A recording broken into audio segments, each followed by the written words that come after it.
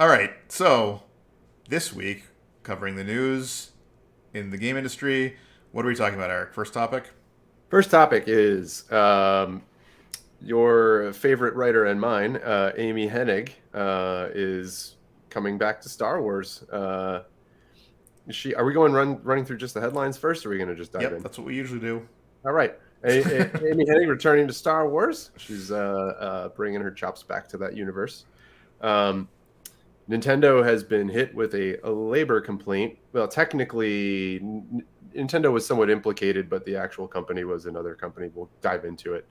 Um, and third and final kind of headline we're going to take a deep dive look at today is that the next gen versions of The Witcher 3 have been delayed again.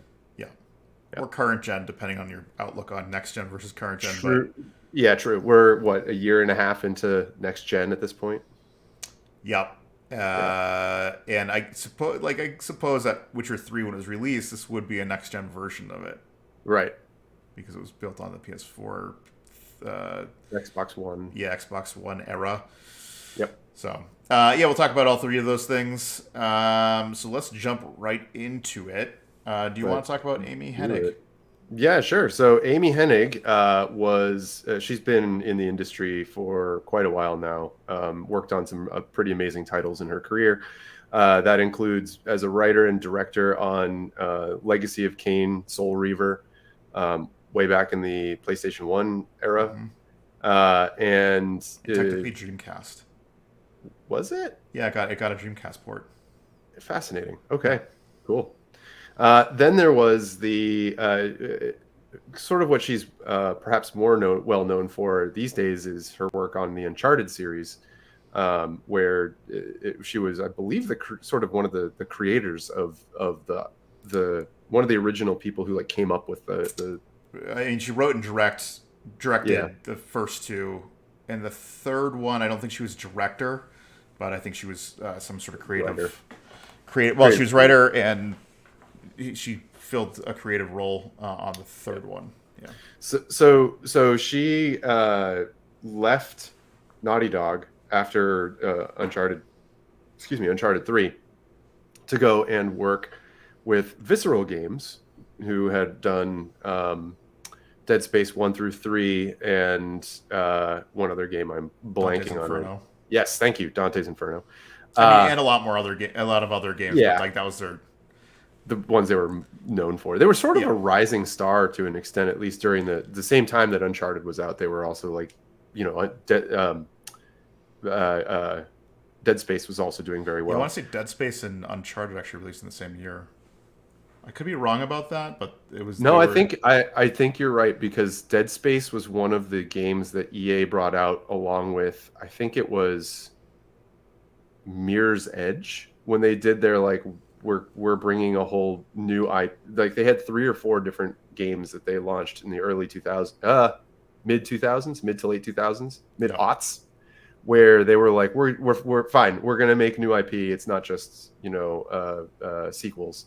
And I think Dead Space was one of them and Mirror's Edge was another. And there's the other one, which was I can't remember what it was called, but it was like you played two different um, like soldiers. It was like a shooter game, Yeah. but you played two different soldiers at the same time cooperatively, or single with AI controlling the second player. But I can't remember what that game was called. I don't remember. But I remember there was a big push. Like EA had a big, I think they had a big announcement at that point where they were like, we're doing new stuff. I Yeah, mean, and they had Mirror's Edge was an amazing game. I loved Mirror's Edge and I loved Dead Dead Space. Space. Yeah. So anyway, Visceral Games, she went to work with, Amy Hennig went to work with them for a Star Wars title. And for all intents and purposes, rumors of the game's story development have been that the game was coming along quite well. It followed the story of a bounty hunter and sort of would tell the story in the same vein of storytelling that was used by games like Uncharted. Yeah, like And adventure platformer game style. right. Yeah. And then it got just EA just axed it. they shelved the game, and they took Visceral Games and closed It's it, actually shuttered its technically a doors. little worse than that, because it was shuttered. Visceral was shuttered because of strategic changes at EA, which were in line with a lot of their Classic. loot boxes and everything else. They just didn't want to focus on single player games that didn't have recurring revenue. Right. They had moved the game over to their Montreal studio, or the Quebec studio, where it was ultimately canned eventually. And I guess Hennig was on it for some time when it moved to the Montreal studio, but she split from it when, basically she said the creative differences were too great for her to continue working on it. Yeah, correct me if I'm wrong, but was it not one of those games that was canceled once Disney bought Lucas? Or was this after that? Because I feel like It was after that. yeah, There was a lot of restructuring at that point in time, but I don't necessarily think this was the case for why this was canned, because EA maintained the Star Wars license during that period. that could be. And then one of the things when it shifted over and they finally like Disney, I think it was something like Disney was working behind the scenes to make it not happen because it would have been part of the original Lucas Star Wars universe that Disney clearly wanted to reset. Like they wanted to throw it all out and have the movies be canon and nothing else is canon except what they make from here on out. Yeah, I'm just not sure I was actually caught up for that reason. Right. The largely cited reason was that EA was pivoting to games that they thought they could milk for money, and single player games were not that at the time it was canned. Right. So Although anyway, we say that with retrospect now that they have Fallen Order, which is one of those games and did very well for them to the point where they greenlit a secondary sequel to it. We also have a comment that says there's the first person in progress at LucasArts 1313 that was canceled. Yeah, that was the other one. That was the other one that we actually saw gameplay from that, which was quite stunning. It looked a lot like what Fallen Order turned into, but the game Amy Hennig was on, Project Ragtag, there was no footage ever seen of it. Like just yeah. They're both of those projects had sort of very storied development. They've developed as we understand it in the industry. The people who had been working on them were very excited about the products that they were working on, the games that they like, the gameplay and how things were progressing in those development. I know there's probably been a lot more said about 1313 than Ragtag. Because I think it was the only one that we actually got a taste of what it could have been, and then never got it, which was very unfortunate. And actually in 1313, following these comments, I think was the game that was canceled in the Disney mix-up, where Disney's just like, Lucas is not making any more games. Well, and everything that was on their slate was just kind of axed. Maybe I crossed those lines there. Yeah, I think 1313 is what I was thinking of there. Yeah. So anyway, fast forward a little bit. Amy Hennig sort of became president of, sort of quasi-founded the team at Sundance. So Sundance is a film company historically, a production company, and they have opened a studio, SkyDance New Media, to handle development of IP and products and entertainment products in the video game arena, let's say the business. And they have Amy Hennig as the president. So they just announced yesterday or something like that that they are working once again on a Star Wars title, which for all of us Star Wars fanboys and fangirls out there and fan people, good news. Yeah, not only that, but also like nice to see that Amy finally got to work on the game that she left Naughty Dog for, and now she's heading up the studio to create that, which it's exciting news. It's a win where there's not been a whole lot of wins within the game industry, so it's exciting to see. I'm guessing that she's extremely happy about this move herself. Because if you go to her, like Skydance New Media, if you go to her, like their website, and you look at the like Amy Hennig's about section on that landing page, I think there's a quote in there. Was it in there? No, it must have been a quote somewhere else. There was some other quote in some of this media where she was talking about, it might have been the Eurogamer article, but she mentions that she sort of sees watching the original Star Wars in theaters as basically a life-defining moment for her. It sort of opened her eyes to the potential for storytelling and everything. And so for her, this sort of almost has to be like a one of those dream come true moments for people. Like, you know, I think in the past, other directors have expressed amazement that they get to work on a Star Wars product and are super excited. And I'm guessing this is similar for her. Yeah.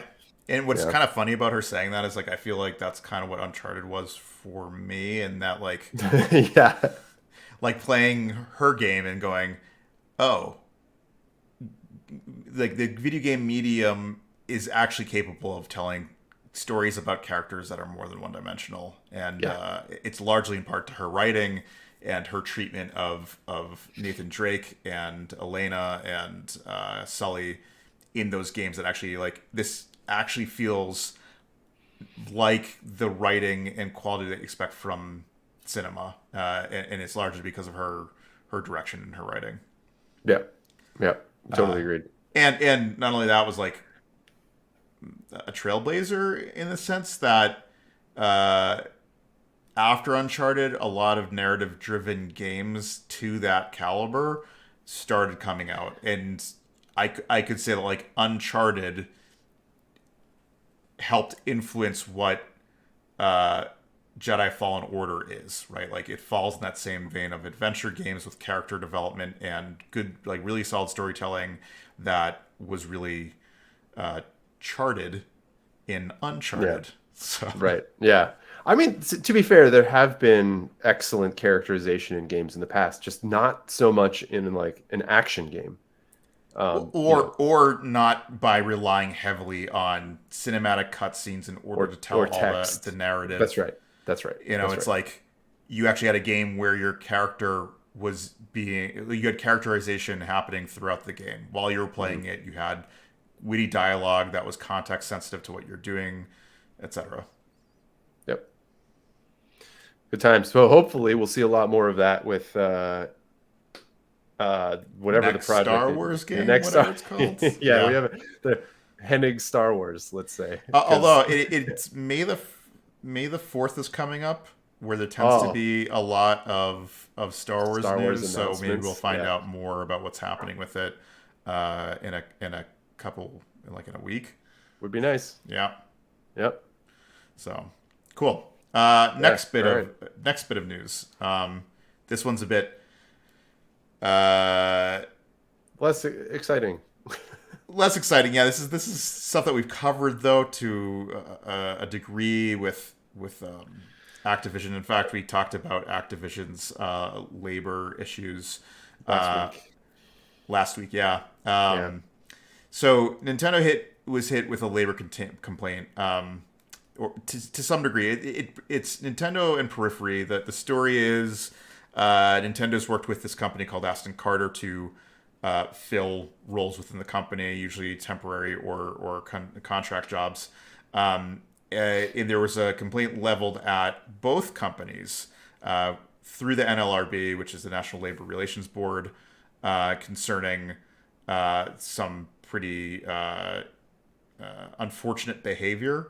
It's unclear exactly who's perpetrating it, how much collusion there was between Aston Carter and Nintendo, but it still alleges that there was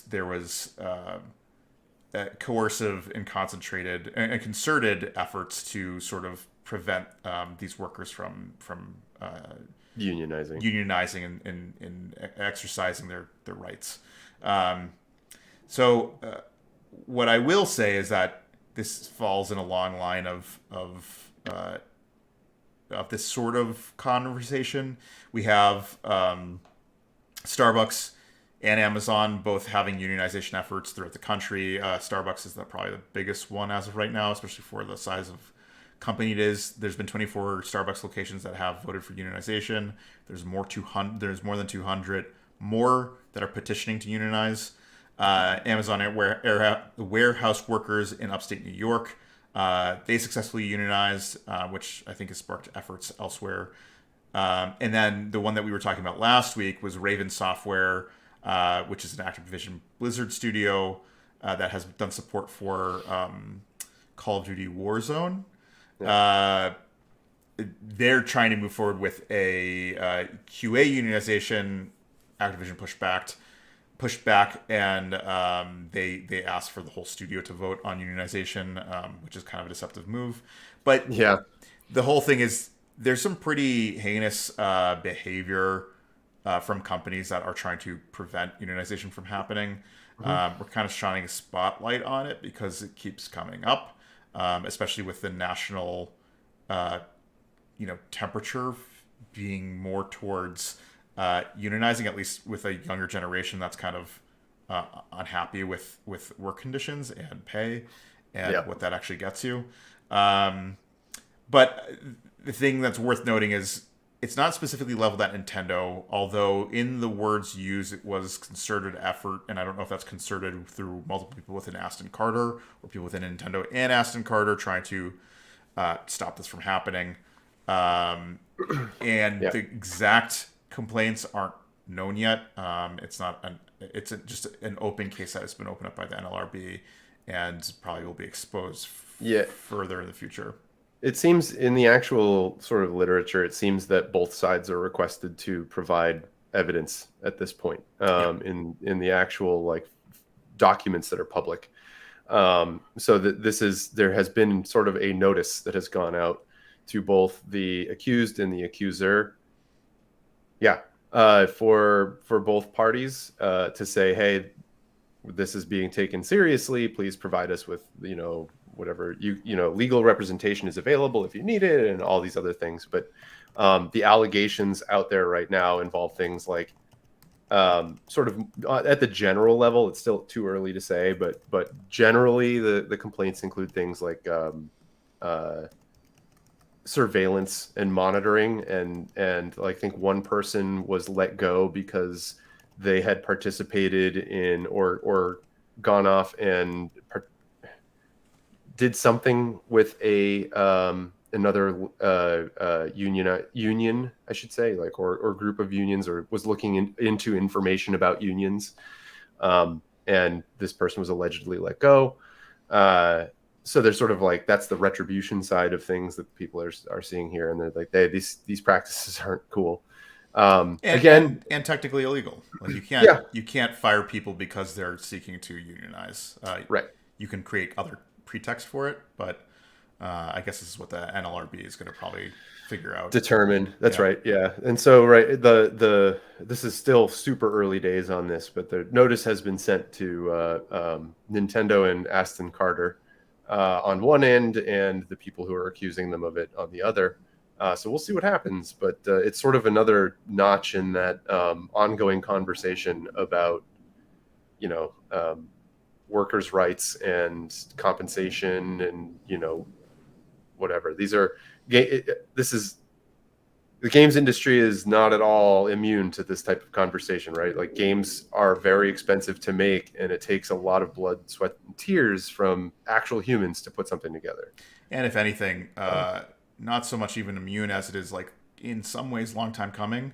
Yes. The amount that people are asked to work, is a bit surprising that there hasn't been more efforts to unionize. And I think, articles I've read before is that basically it's because people are so overjoyed to be working at companies that they've long, cherished, that, the idea of causing disruption in the flow of things has probably prevented people from causing a bigger stink over the treatment. Well, yeah, part of the problem is, and this is the games industry. I mean, when I talk to people about this, I always mention that, people are like, oh, I want to make games or whatever. And you're like, well, back up, hold on. Please understand the games industry is an industry of passion. And game companies understand that and feed on it. Yes. And what that means is, if you work at a games industry and you have technical skills, it is very likely that you will be paid less than if you went to a non-game studio, game company, and were doing traditional office worker jobs or whatever. If you're a programmer, right, you're going to make a lot more money. Your potential to make money goes way up outside of the games industry. And a lot of that's because of the shoestring budgets that you deal with and everything that happens. But it's also because the pool of people who want to make games is massive.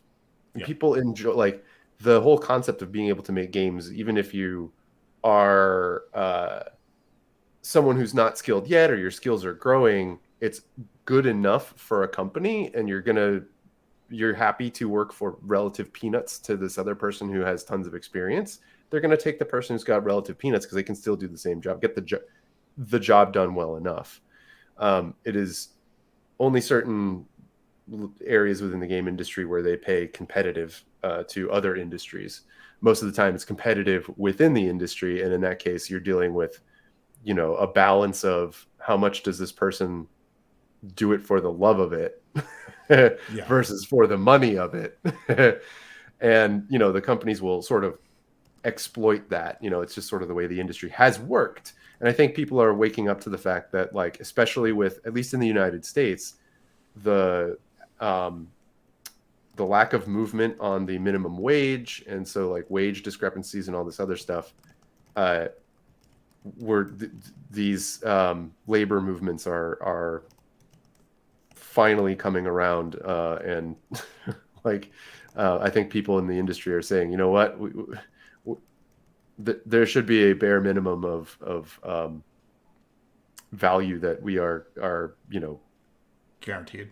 Right. Yeah. And as people who are putting the blood, sweat, and the tears into making the game, frequently working crazy overtime in order to make these things work and get shipped, and seeing in many cases very little for it.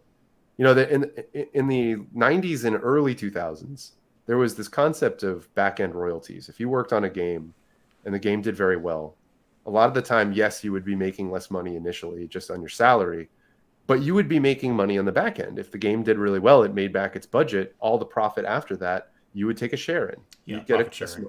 Right. That was sort of the deal.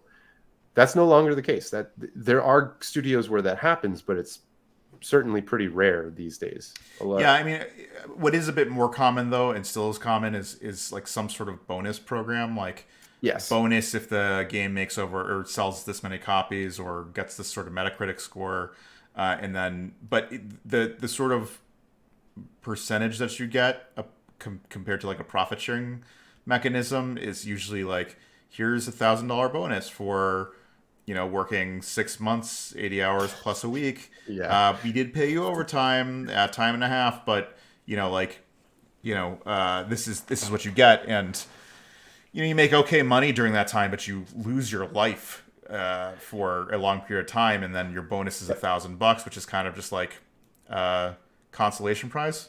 Yep. I mean, this is burnout is a real thing in the industry. People burn out and they go off and do other things because they just couldn't deal with the crazy hours and the low pay anymore. Yeah, it was like the EA spouse. Yep. Yeah, spouse. I don't remember what that was. Like a report or letter that was mailed from the spouse of an EA employee that was like. That was signed by multiple women. It was eventually became I think a class action lawsuit in California. Yeah. About treatment, or just the lawsuit of and there's still plenty of stories of spouses of people who work at game industries within the game industry losing their marriage to crunch in the game. It's not great. So this is sort of the darker side. Everyone that I have worked with recently, I have been fortunate in this regard, and I understand that the companies that I've worked with, the people that I've worked with, are all sort of looking at crunch and doing their most and their utmost to ensure that as little of that hits people as possible, that people are respected. If they need time off, they take time off. They have some of the companies that I've worked with recently, or at least have friends who own, literally have a policy of like, you can just take the day. If you need a day or several, just let us know for mental health purposes. Do it, because we don't want you coming in and producing substandard work and making it worse. That doesn't help anybody. So it seems there is movement there. These again are smaller sort of indie studios, not the big AAA to your stuff. So, we'll see how this all shakes out. But, Yeah. Any improvement for workers who are given, actual reasonable recompense for the work that they do is sort of a good thing. Yeah. Yeah. And there was a comment that came in that was like, it takes the onus off of production planning expectations and creates a kind of shame and or chest thumping enthusiasm culture focused on people with less control over the timeline, which I think can best be said as like, yeah, basically production's responsible for meting out the work over time and managing the timelines in the scope to make sure that things are done without excessive crunch. Crunch is to some degree expected because at some point you start hitting these like points of no elasticity. Like you submit the cert build and the cert build fails, and then suddenly you have to react to the cert build failing. But outside from that, that's maybe like a 2-week to month and a half long process that happens at the end of a game's life development cycle. Yeah, development cycle. There we go. Yeah. And like instead, what happens is like almost like war scars. Yeah. Where it's just like, no, we got to be super enthused about what we're doing because, we got to bring this game over the finish line, and we have to really appreciate the game that we're making and think of like the cultural changes things are going to make. But it puts the onus on the individual to grit your teeth and go through this period, opposed to being like, why did production fail so badly? So like that sort of thing. Quick question for you. For those in the audience who are not in the industry, what is a cert build? Are you asking me? Yeah. Oh, okay. Yeah. I was like, I don't know. I can answer it, but I figured, Basically, everybody's familiar with Gold Master. What happens before Gold Master is a thing called GMC, which is the Gold Master candidate. And then before that, there's cert builds. So cert builds are specifically for Nintendo, Microsoft, and PlayStation, who have a set of certification requirements that you have to meet in order to be approved and get like the gold stamp of approval for it to be distributed either on the digital networks or mastered as a PlayStation disc or whatever. So the certification process is you submitting a build that you think is ready, having PlayStation, Nintendo, Xbox review it, them kicking it back, saying, here's all the certification requirements that you failed to meet. And then there's a process where you appeal and say, hey, I don't think this one applies to us, or we shouldn't have to deliver on this, or we'll do it on patch day 1, whatever it is. Or you have to like fix it. So that's a cert build. Cert builds are ones that you're submitting to test the waters to find out whether or not a company will actually verify your build. There's also like pre-cert, which is if you're working with a publisher, the publisher will pre-certify, basically test it against what they think the certification requirements are, get a list of certification waivers that they think that we're going to need, and then you submit that all to the publisher, the console publisher, for their approval. Platform. Yeah. And then you get closer to gold master candidate, and your GMC that gets approved turns into your gold master, and that's what you go to the printing presses with. Right. And just so we're clear, a few examples of things that can go wrong during the certification process are, the game for whatever reason starts up in a different region than you were tested in the console on a dev kit, and it breaks and the game doesn't start, it crashes. You will get a notification about that from the platform holder in their testing system and say you failed cert.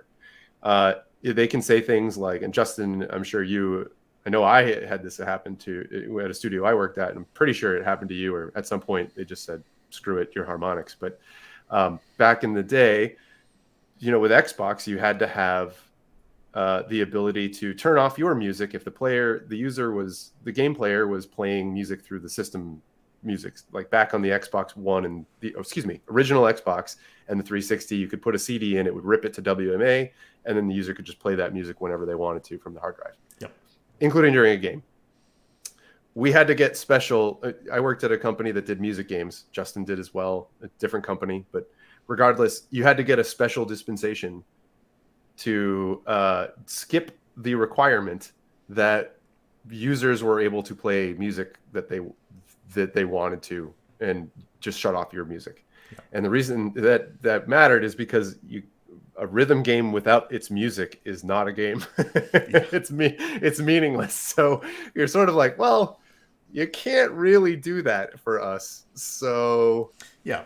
and that's actually legitimate cert wave that you'd get where it's just like this does not apply. And then you have to appeal, and you have to usually talk to someone. They're like, okay, we'll consider this. But most of the time it's like testers on, Xbox Publishing that is doing all the testing, and they're just going, it technically fails it, so we're going to fail it for this reason. The most frustrating thing that would happen is they would hit a cert failure and they'd stop testing. And you're like, you can keep testing. Yeah. And it would be better if I know all the failures than, piecemealing it. And that's inevitably what happened regardless. It's like you'd stop and go. And it's part of the reason why crunch towards the end is not unavoidable, but it's really hard to avoid, because if you're trying to like meet a deadline for, a release date that was set, and you're getting held up in cert, like as soon as you get a response back, you have people on call that are testing, verifying, getting, engineering to get a patch in, getting a new patch build out, testing the new patch build, then recerting it, and, all that stuff. Part of the reason that there is the pre-cert process with the publisher is to cut down on the amount of back and forth you have with the platforms.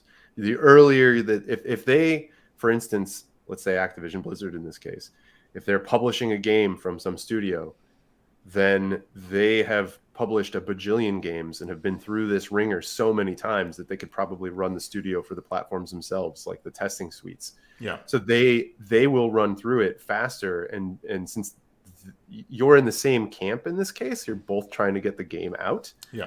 They will thoroughly test it and get you that feedback earlier. Yes. So that's sort of the value of the pre-cert testing.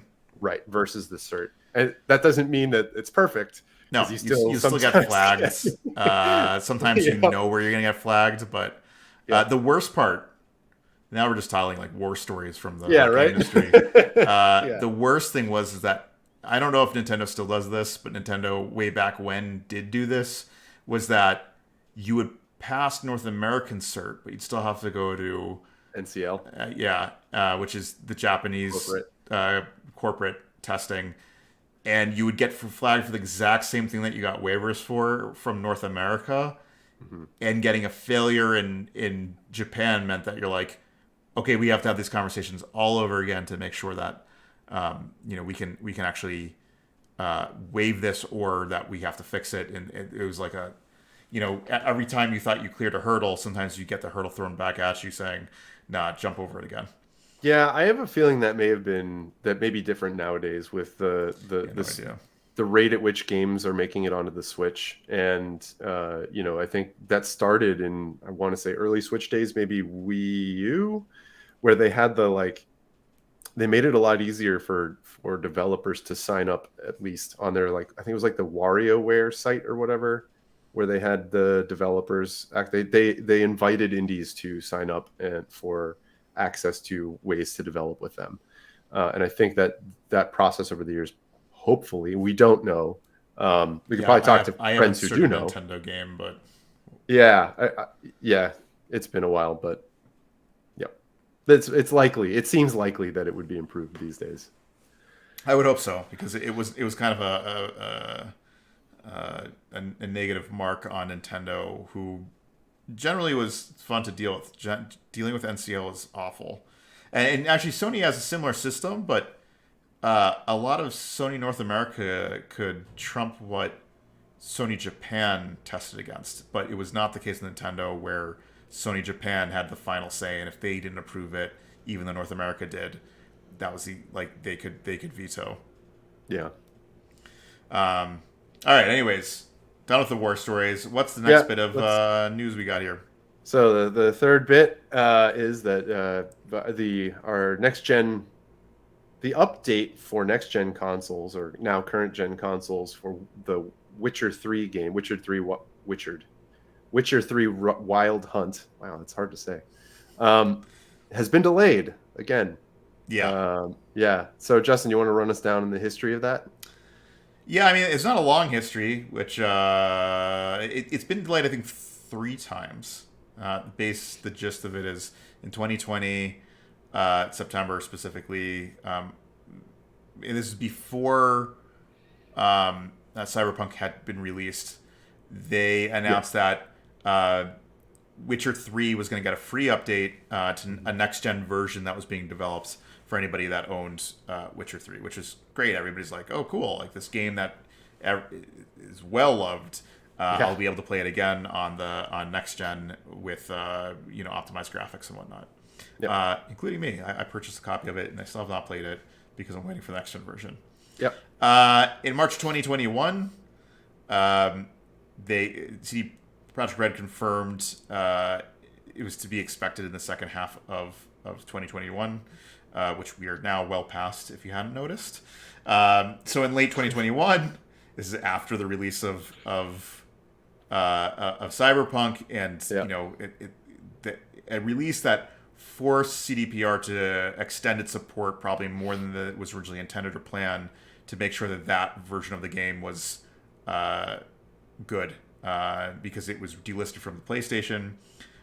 There was a wide range of issues with the last gen version of the game, so more work was probably invested in doing that, and the project for Witcher 3 probably was largely derailed for the time being.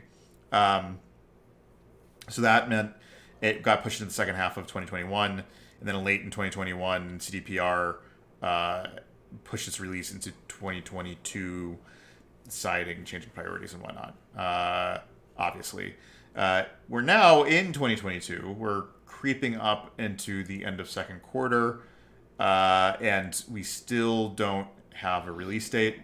The unfortunate thing is that CDPR, I think yesterday or the day before, it pretty much announced that the project was going to be pulled from the studio that was working on it. The studio that was working on it is Saber Interactive. They have a bunch of studios throughout, I think, Europe. But the studio specifically that was working on it was a Russian-based studio, and current embargoes and cut off from Russia's aggression and pointless war with Ukraine has caused inter-country commerce to stop. So, good reason for them to pull the build from it. It's unclear how much of it was recovered from this Saber Interactive Russia. But what we do know now is that CDPR is taking the entire build internal and will be finishing out the project. What is not known is when it's actually going to be released and what the current state of it is. Yeah. Dry air.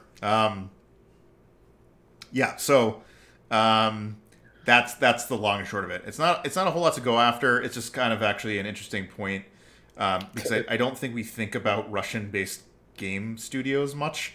Yeah. But the latest geopolitical turmoil kind of shines a light on it, and here's just one example of that turmoil impacting the game industry.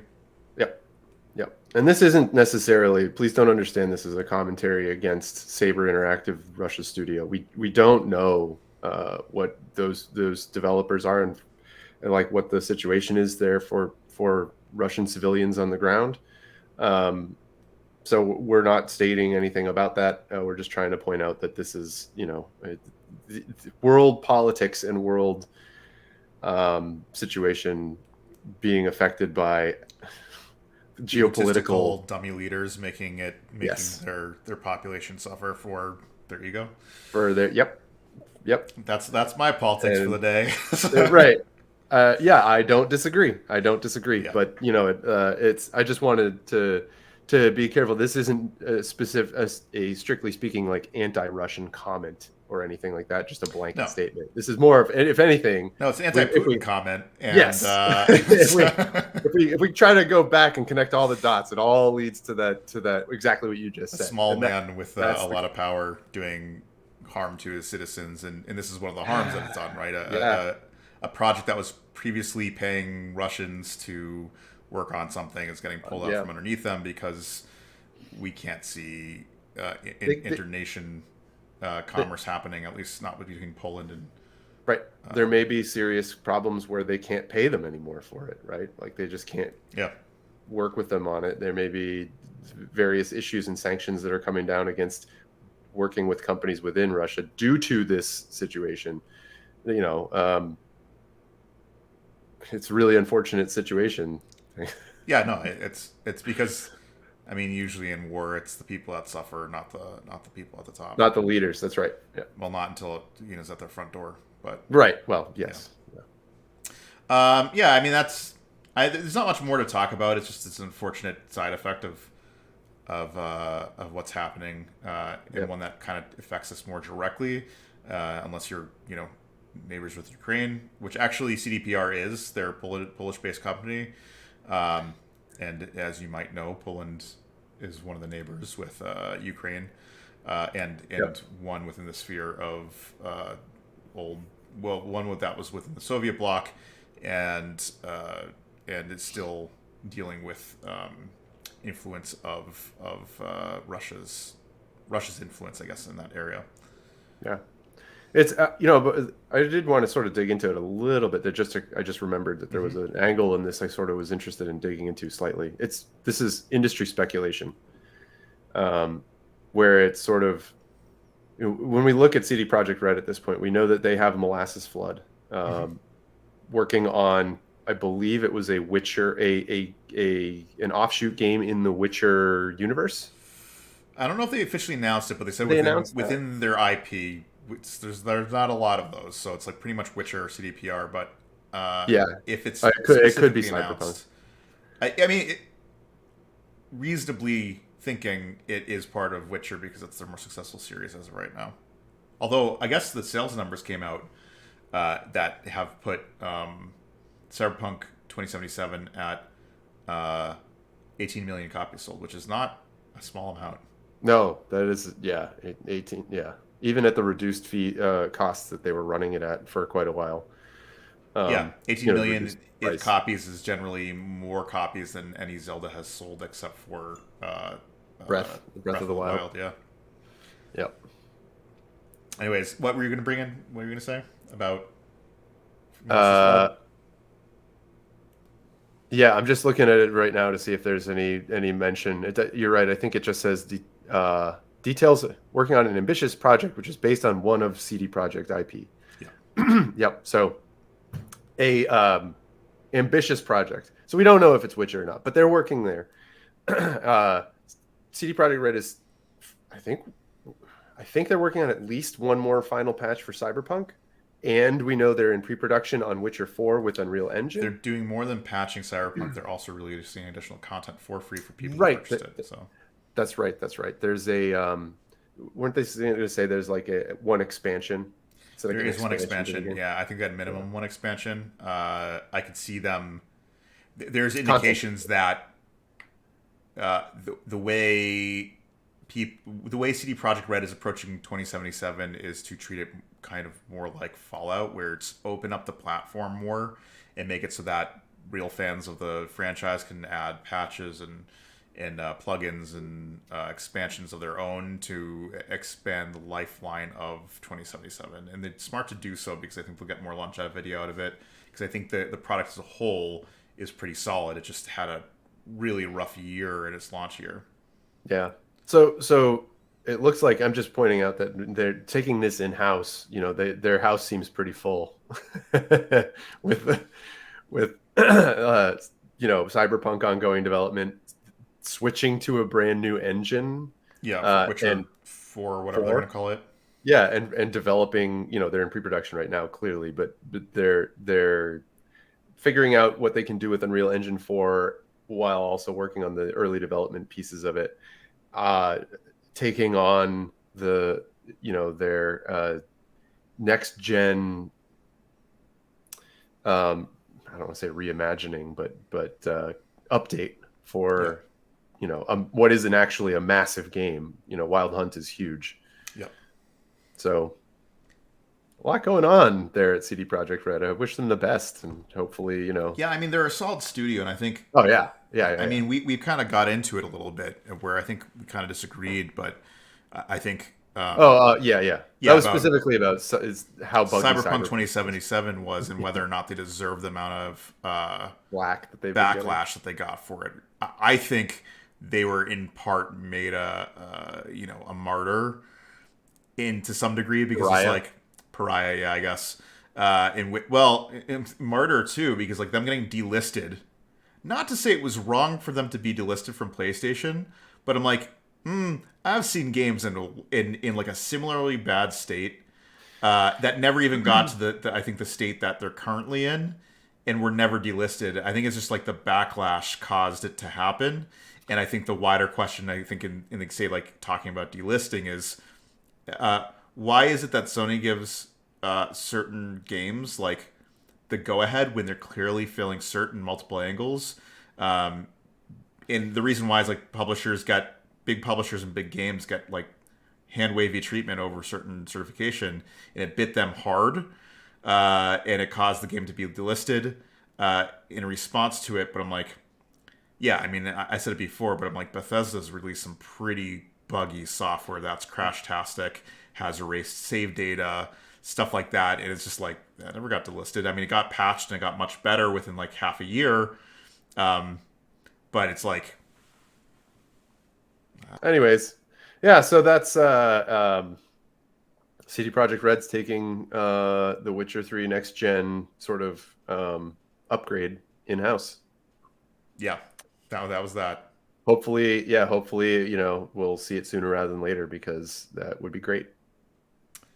Yeah, I think there was a follow-up to it as a final note, that they said it's not totally off the rails. It is coming, and we didn't promise exactly when it would happen in 2022. So who says it's not?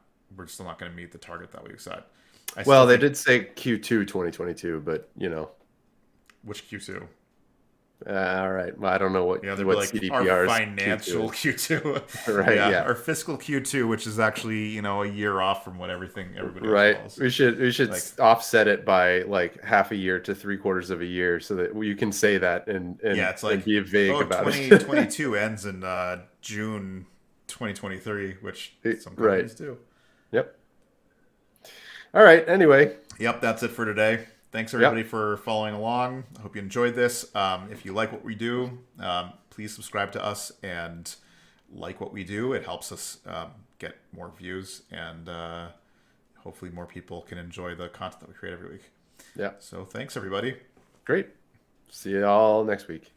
Next week.